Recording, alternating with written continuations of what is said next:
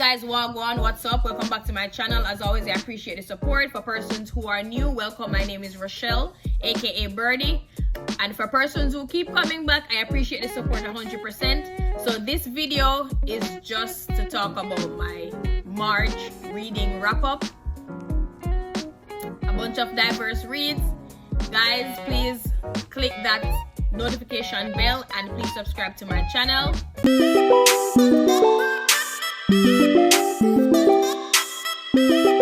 So for this month, to be honest, this is one of my slow months. I did not read a lot of books. Typically, I'd read on average around maybe 10 books for the month. This month, I only read about 7 or 8 books. One of them is currently pending and I'm struggling with this one. But nevertheless, I'll definitely share with you all the books, the good, the bad, and the ugly. And I hope you guys just grab a cup of juice, some lemonade, water, whatever beverage of your choice, liquid of your choice, and keep back with me today. All right, so this month, I don't know what happened. I don't know if you refer to that as a reading slump or what, but I just could not get into reading these books this month.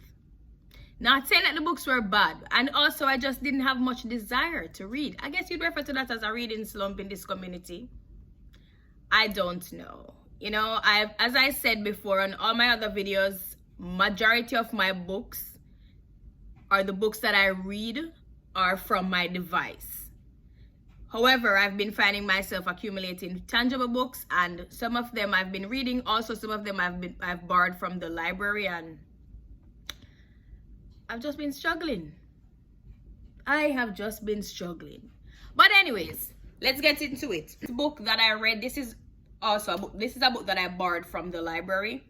It's called The Mister by E.L. James. So for persons who have read 50 Shades of Grey, this author actually wrote those books, and I enjoyed 50 Shades of Grey. Of course, it has too much spice. Of course, people are gonna say this is too much smut, but if you're not into that, then this is not for you. 50 Shades would not be for you. However, I have never read another book written by this author before, and when I saw this book in the library, it definitely caught my attention. I could not pass it, and I decided that I had to read it to see if, you know, I would have been drawn to it the same way I was drawn to 50 Shades of Grey. So E.L. James, I think I like her writing style. It's easy to follow. I believe that she captures everything so beautifully. Hers are so original, very original. And maybe I would say that because 50 Shades of Grey was my first intense smutty book, but her characters are so refreshing, and I have to take my hats off to that. Very refreshing characters. It was the same thing for this book. So the Mister surrounds two characters. You have the male character and you have the female main character. So the female main character, she's actually from Albania, and the young man, the setting is all set in England, and the male main character, he lives in England. So what happened is that the female character, she was sent from her country to England for a better life. Apparently she was promised to another, and she ran away. Her mom sent her away, came into England without any paper. She's an immigrant, and she was this young man's maid. She didn't make much, however, she definitely was 100% grateful for the job. Anywho, while all of this is going on with her life, the male character, he was going through grief because he had lost his brother. Long and the short is, their worlds collided. Some guys were after her for trafficking. They wanted to traffic her, and she escaped, and they were searching for her. Lo and behold, this came to light, and the male character took her under his wings, and he became so enamored with her.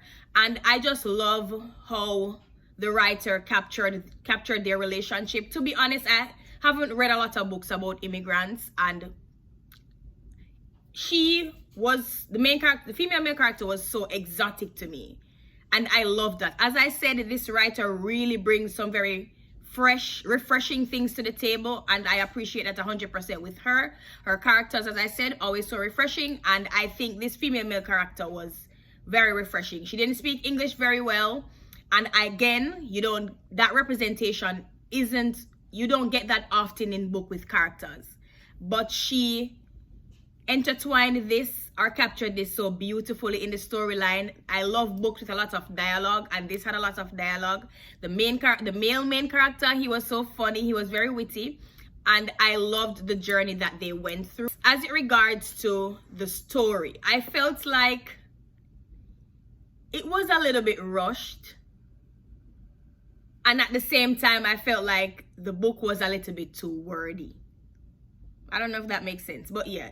So I think that the writer could have done a little bit more with the story or with the plot, but it was still not a bad read. So I rated this 3.5 stars. So This Could Be Us by Kennedy Ryan. So I came upon this book again on Book Talk, and it was very hyped up. So I decided, especially given that it was written by a Black author, Black characters, and as I mentioned before, for this year, I'm trying to diversify my reading. So it was written by Kennedy Ryan, and I decided that I had to read this book, especially that, given that so many people were talking about it, I had to read it to see what it was about. So this book centers around the female male character. What happened is that she was married, and she found out that her husband was laundering money in his company, so something like a white collar crime. And she has three daughters with him. They have 3 kids. Found out that he's stealing money. This was uncovered by this new guy that started to work at her husband's establishment, and the husband talked a lot of smack about this guy. Anywho, it came to light that the husband was stealing money from the company. He got sent to jail, going through trial. Apparently he was also cheating on her, which she found out that he was, and her entire life just turned upside down, because they are a family that came from maybe middle class, upper class. They're in that category, and she started to struggle. However, throughout the course of the book, she found her footing. She self-developed. She divorced her husband. She moved on, tried to work with her, still raising her children as best as she could. However, what I loved about this book, it's so relatable. It captured a mother being strong, resilient for her children, also trying to discover who she is outside of her marriage, because she's been married for so many years. And it was the setting was in current times. The mother became an influencer on social media. And who discovered that her husband was laundering money, he developed a crush on the female male character, and vice versa. The male character, he had 2 sons, and both of his sons were actually on the autism spectrum. The author actually provided a good representation of autism, and that's very refreshing. You don't get that often in books, and I liked that. But the thing I really loved about this book, the characters are so relatable, 100% relatable. Number 2, it depicted the strength of a woman, and I love that, especially a mother, a Black woman. It was just such a good book. It was a good book. I gave this book a 5 star. This was definitely a 5-star read for me. I really enjoyed it, and I think Kennedy Ryan is doing an amazing job. I was literally starving. I had to take a break. The next book that I read is Rhythm and Muse. This is written by a Black author. Her name is India Hill Brown, and I loved this book. It's a YA contemporary novel. I think it's such a relatable book. The characters were in college, and what happened is the male character had a big crush on the FMC for such a long time, for years.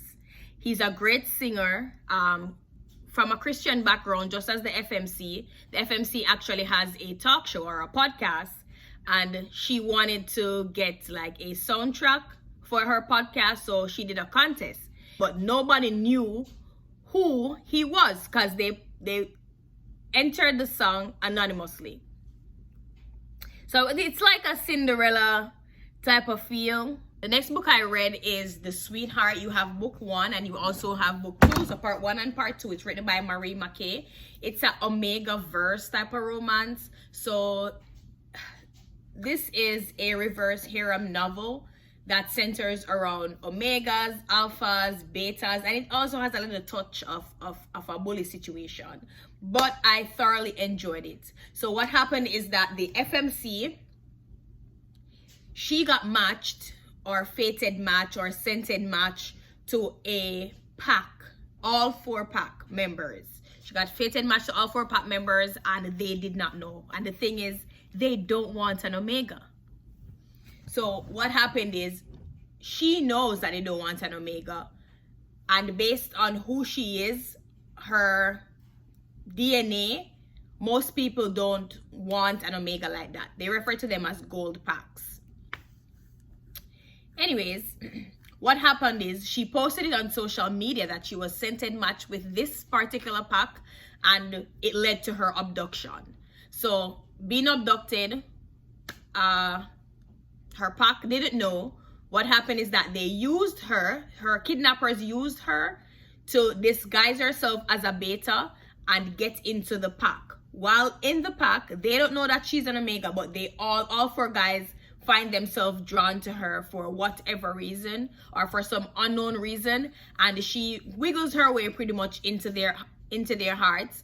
What I loved about this is that this writer gave you the point of view of all 5 characters, the FMC and also the MMCs. And one of my favorite character out of all 4 men is Ebony. He's like he's like a psychopath, but I loved it. I loved how the author got into his mind, help us to understand how he rationalizes things, and it was just a really good read. Part 1 provided you with the backstory of how she got kidnapped, who kidnapped her, what's happening, how she got her way warped into the hearts of these 4 alphas. Part 2 pretty much just divulges in how they get to rescue her, all those things. They pretty much crack the code in part 2. So it's a really good read for persons who enjoy reverse harem novels. This also is a good read for you. So this month I read only one thriller, Don't Let Her Say by Nicola Saunders. All right, this book surrounds a couple who decided to get married, lived in the middle of nowhere, or lived in a small town. So from this couple, the husband, he had a prior marriage where he had a daughter, and also his ex-wife, she apparently committed suicide, and he hid that from his current wife. His daughter no longer spoke with him for whatever reason. Apparently, they mentioned that it was because he got remarried and the daughter had nothing to do with that, or she had no interest in that. Lo and behold, the daughter appears out of nowhere. Stepmother gets very paranoid because now she's worried that the daughter hates her and she thinks that the daughter doesn't like her younger sister. So the stepmom has to be very watchful. So the plot twist is amazing because we don't know pretty much who to trust. It's a really good read. It also has a little bit of a cliffhanger. There's a lot of plot twists. I enjoyed this book. You guys should definitely check it out. So that pretty much sums up all the books that I've read for the month of March. What I'm currently reading is this one, The Serpent and the Wings of Night. It's a fantasy romance novel. I'm trying to get into it, but I'm struggling. But one thing with me, once I start a book, I have to read it. Even if I don't want to read it, I have to finish it. I have to finish it. So this is the book that's pending. I'll provide you with my April TBR list very soon. And you guys can definitely tell me what you thought about these books. Have you read them? Are you interested in reading them? What are your take? What are your feedbacks? I 100% appreciate them. Thank you so much for watching. As always, like, share, comment, subscribe. I appreciate that. Big up on yourself, enough love, and I look forward to hearing from you guys in the next video.